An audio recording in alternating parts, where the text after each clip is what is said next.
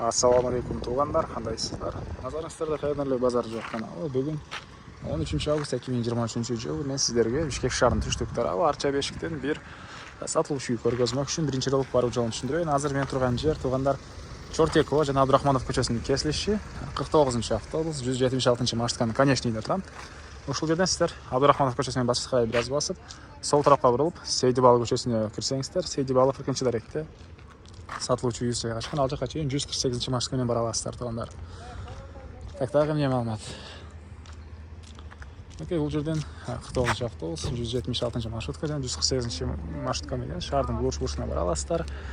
Шаардын түштүк тарабы тоого жакын, абасы таза жерлердин бири тугандар. Эми барып калган маалыматтарды сиздерге бир чекеден берейин.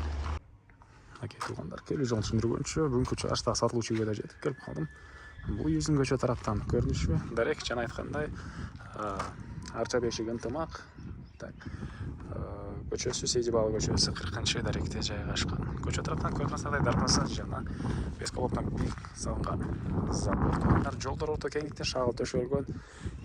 Мынакей так, бул жагында гараж, анан бул жагында чоң үйүбүз. И плюс швейный цехке расчётталынып салынган ондай 20га 5 болгон 2 этаж үй деле бар, помещение деле бар. Азырларды бар, видео жүрүшүндө бир чекеден көргөзөм. Так, участогы 500 соток экен тугандар. Так, чек араларын сиздерге көргөзүп кетейин. Эң эле батыш чек арасын бул жерден үй бүткөн жерден, забор бүткөн жерден болот. Эң эле чыгыш чек арасы бул швейный цехтин помещениянын аркы жагынан болуп калат тугандар. Так, дагы эмне маалыматы? Окей, Бишкек шаарынын түштүк тарабы, абасы таза, жакшы райондордун бири дешет көпчүлүк эле. Чыгышта Арча бешик. Окей. Конушубуз деле ушул ынтымак Арча бешик деп аталат тугандар. Анан 148-маршрутка менен сиздер ушул жерден өтө аласыздар. Ушул жерден өтөт 148-маршрутка.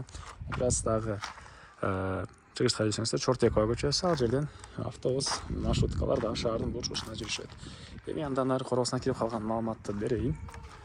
Бул мынакей үйүбүздүн короосу.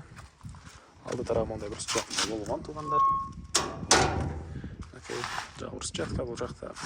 Так, 14кө 8 болгон үйүбүз. Стенасы кирпич, сейсмопояс колоналары коюлган жана бул жакта деле мынакей 20га 5 болгон швейный цех расчётталынып салынган 2 этаж помещение. Узун турасы 20га 5 сейсмопояс колоналары коюлуп, толук түрдө бышкан кирпичинен бүтүрүптүр. Жана ошондой эле бул жеринде гаражга бир спринтер келен батат.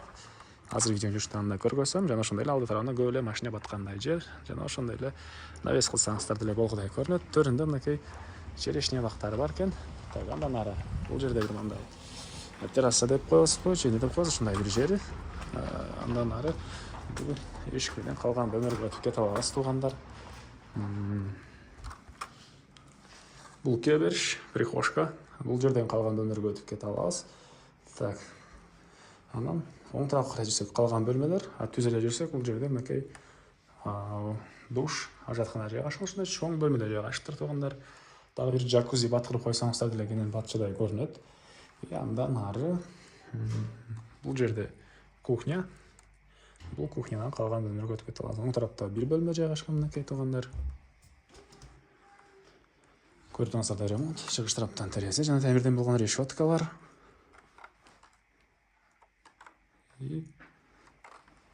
Бул кухнянын алды тарабында погреб да бар экен тугандар.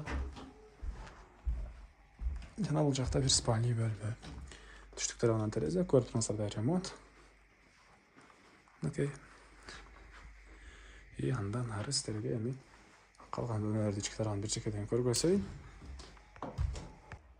Мен эле сатылуучунун короосундамын тугандар. Анан айта кетчүнүсү, бул швейный цехке 3 фазалуу электр энергиясы киргизилген. Андан ары үйүбүз утеплять этилиптир. Анда айта кетейин. Так, дагы эмне маалымат? Түштүк төрүндө мынакей бул жакта черешня бактары, түбүндө мындай зеленый зона, каталдар, тротуарлар куюлган жана бул жакта мындай бош навестин түбү, тапчан койсоңуздар деле болгудай көрүнөт. Анан бул жагында очокканасы жайгашкан тугандар. 3 очоктон турат экен. Литра кафель. Так, андан ары бул кайткан чыксаңыздар деле бир аз ушул үй ээсине караштуу жери бар. Так, Андан ары.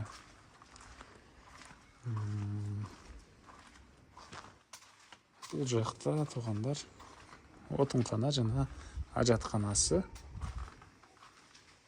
Бұл жақта. Сіздерге бұл чоң швейный цехтің ішінде көргөзөйүн. Биринчи болуп гаражды көргөзөйүн туғандар. Швейный цехтің ішінде көргөзүп, андан соң сіздерге баасын айтайын бұл үйдүн. Так. Бұл гараждын ички тарабы. Бир спринтер келем батат дейт. Электростяжка, көртансадай бийиктикте. Бул жагында мындай фолкларга инструменттер сакталып турганы чүрү. Андан ары. Бул жака кирсек.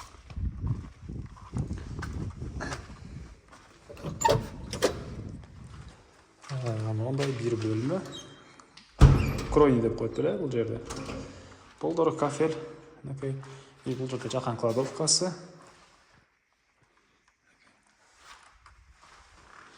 Батыш тарабынан терезелер туғандар. Көртансадай ремонт. Андан ары сізге экинчи этажды көргөзөйүн.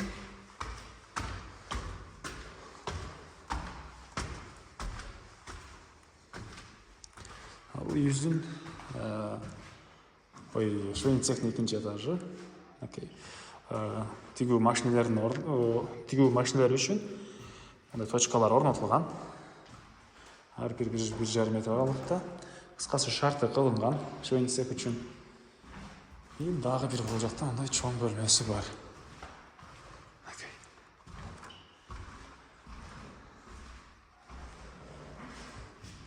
3 фазалуу электр энергиясы, точкалар жакын жерлерде. Лампочкалар жарыктардагы жакын жерлерде мынтип орнотулган. Кыскасы швейный цех өсүрүнүн шарты даяр. Так, бул үйүздүн баасы $95,000 сурап атыптыр ээлери. Анан дагы сүйлөшүү болот. Ээсинин номерин мен экранга элестетем деп калтырам туугандар. Зона кылып сүйлөшүп көрүңүздөр. Сүйлөшүү болот. Анан достор менен, группалар менен бул видеону сиздер бөлүшсөңүздөр, мага бул ээсине чоң жардам берген болосуздар. Анда эмес сиздер менен коштошом. Кийинки чыгышка чейин саламатта калыңыздар туугандар.